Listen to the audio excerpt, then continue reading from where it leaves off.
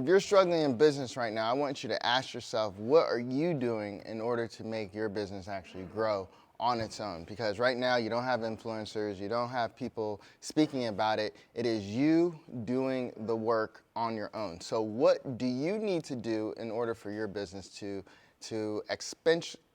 exponentially increase over the amount of effort that you're putting into it? Well, are you going on social media?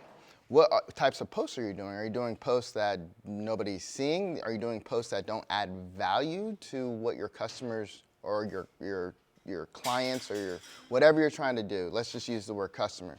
Are you adding value to your customer, right? Are you teaching them something? Are you giving them something for free? Are you doing this out of the pureness of your heart to make somebody's life better? Okay, that is when people recognize that, and that's when people start to support you, and that's when people start to support you and buy your services or your products. So that's number one. You want to make sure that you're giving value. You want to make sure that you are actually giving something to the customer. And then number two, are you going live? Are you shooting videos? How are you as an owner connecting with the customer? Okay, so every single day you could shoot 20 videos, right?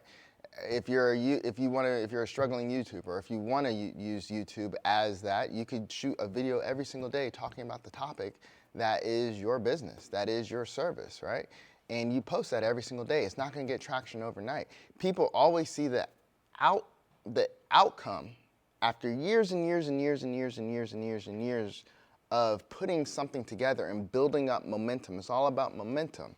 In the beginning, it's all about you stumbling and finding your way and trying to figure out what works best.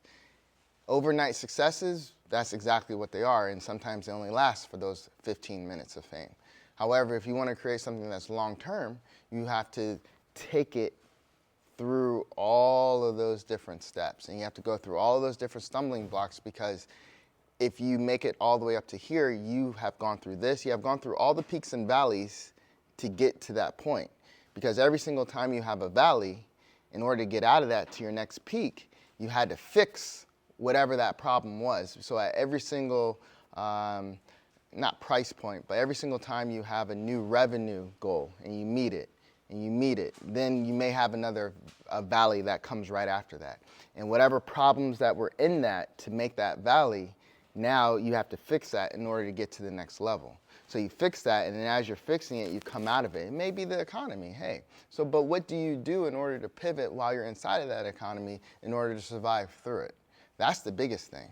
Are you able to put your products on discount? Are you able to put your services on discount? Are you able to start doing things that you weren't doing before? Because now, if the economy's bad, like it is right now, you got to get out there and beat the street maybe. You got to go out there, shake hands. You need to do pop-up shops. You need to do farmers markets. You need to do whatever you need to do to survive, right? So there's a lot of different things that you can be doing right now. If you're feeling that you're in a rut, if you're feeling like you're feeling a little bit hopeless. I remember in 2016, I was sitting on my couch and I just shed a tear and I said, nobody's buying from me. Nobody is buying from me. I don't have any orders coming in. I have all this stuff in my basement. What am I doing wrong, God? And he just said, don't quit. He said, keep going and stop feeling sorry for yourself and go downstairs and keep making the products, shoot some more videos, and do your best. And I did. So I stopped feeling sorry for myself for that moment, went downstairs, started making products again, fulfilled those orders that were coming in, treated those customers that's the third one, treat customers like you would want to be treated.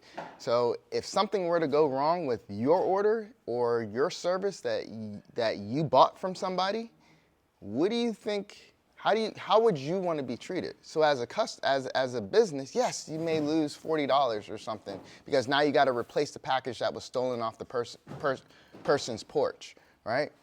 But how is that going to make the customer feel if you say, no, that's not my problem, I sent it, and you have that type of attitude?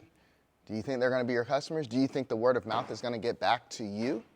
Do you think the word of mouth is going to spread positively about your company so that more customers are attracted to it, or do you think it's going to spread negatively so less customers are attracted to that? So treating people how you want to be treated, golden rule, right?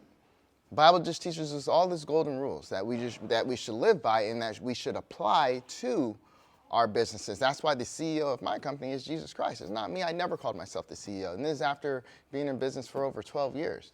Jesus is my CEO, and he's the one that gives me direction. He's the one that tells me what to do. I'm just the president. I take direction from the CEO. So anyway, so you treat others how you want to be treated, and that goes with your customer service. You really want to make sure that your customers are your number one priority, and stop taking so long to get products out in the mail. So if you're struggling right now, is it because in the past it took you to fulfill an order 7 days? In the past for services, is it because you didn't have any open dates available because you didn't add a second person to help you with your workload because you wanted to keep it all on yourself and you don't trust anybody and you can't bring anybody else on? So therefore you're just booked out, and then people just start falling off because there are no bookings. They find somebody else. So you have to know when to bring somebody on. You need to know when to ask for help. You need to know when to shift everything so that your business can survive through the ups and the downs and the slow periods and survive really during the fast periods, because even after you're coming out of that valley and going into that peak, now you're starting to see acceleration. You're starting to see more orders. You're starting to see more clients. Are you ready for that? Because if you're not ready for that, you're going to go immediately back down into a valley, because now you're letting down all those people that have been attracted to you because you fixed all of these problems.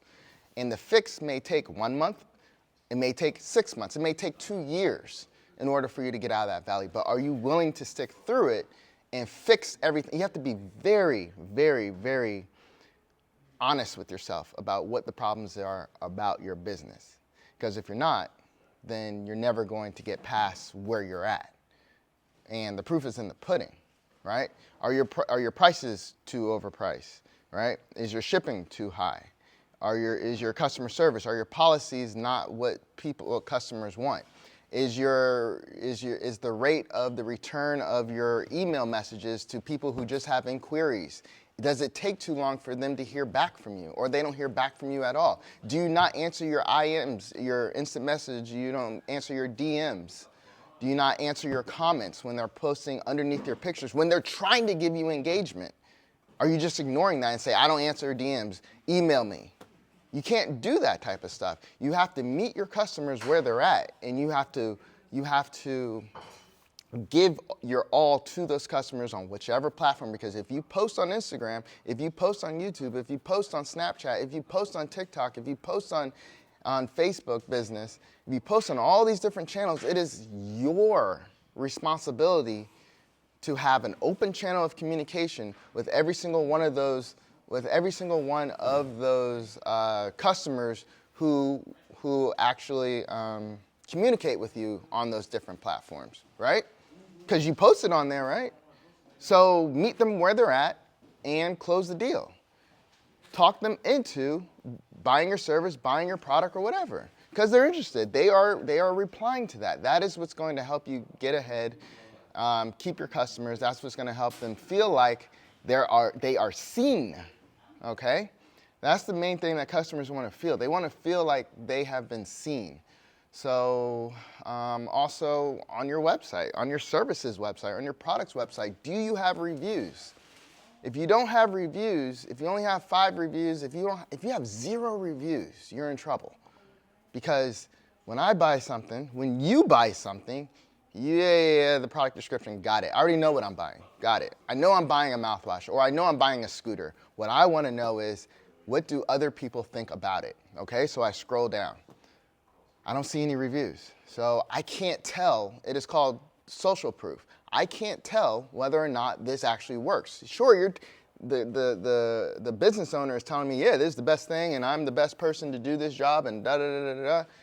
No. I don't want to hear that from you. I want to hear from people who have tried it, right? So what are people actually saying? So if you have given this service to your mom, to your cousin, to your whoever, to your friends, they've all tried your product, they all tried your service, that's when you need your community help. That's when you need your family, that's when you need your friends to support your business, is by giving you those reviews, because they were your first customers probably. They're the first people that bought this right here, or bought that service that you're selling. They're the first people. But you can't keep hitting them up thinking that they're going to continue to buy from you. That is not their obligation. And you can't get mad at people and going on the internet saying, well, you know, family, they're supposed to support and I don't get any support. But they supported you. They don't got to do it 100 times. What I do suggest is you asking them just for a review, because that review is going to be in perpetuate. I can't even say it. It's going to never leave that service or that product. So that is even more valuable than that one sale. I need your review. You tried it, Mom. You tried the tooth powder. How did it make you feel? Oh, it made me feel great. Okay. Can you take out your phone real quick and go to google.com and type in my name, or go to my website and just say, this was great, and give me 5 stars because you tried it, right? Yeah. And so did my friend. Can you call her real quick and ask her to put a review? Please, right now, call her. Hey, Betty, can you put a review? Oh, yeah. Can you send me I'm going to send you it in a text message, the link. And then, boom, you just got 2 reviews. Now you have social proof. Now that helps a future customer make a decision. But without those, you're kind of just, it's not going to sell. Your conversion rate is going to be low, and the amount of money that you're spending in ads, if you are using ads, it's not going to convert because you don't have any. Anyways, you get the idea. So I need patience. I need you to build. I need you to figure out while you're in the valley. I need you to think about all the things that you need to fix, that you can be working on while the business is slow. This is time to be working on new things. This is time to be working on new adventures, new goals, new things that can help you bring more business in the future. Okay, so that is the purpose of a valley. And then you come right out of it and you have all this new stuff, and that's the armor of God. The armor of the Holy Spirit just gave you all of these ideas, because not you coming up with these ideas, it is the Holy Spirit. And then you apply that to your business, and then you continue to build, and you continue to be faithful, and you continue to do God's will, and you build this business into what He wants you to create, okay? And once you have all of those things lined up, now the customers should start coming gradually. And then you apply what I told you about the customer service. You apply about the pricing. It shouldn't be too high. It shouldn't be too low. It should be right there. You shouldn't want to make all your money off of one customer. The money comes when you have multitudes of people buying from you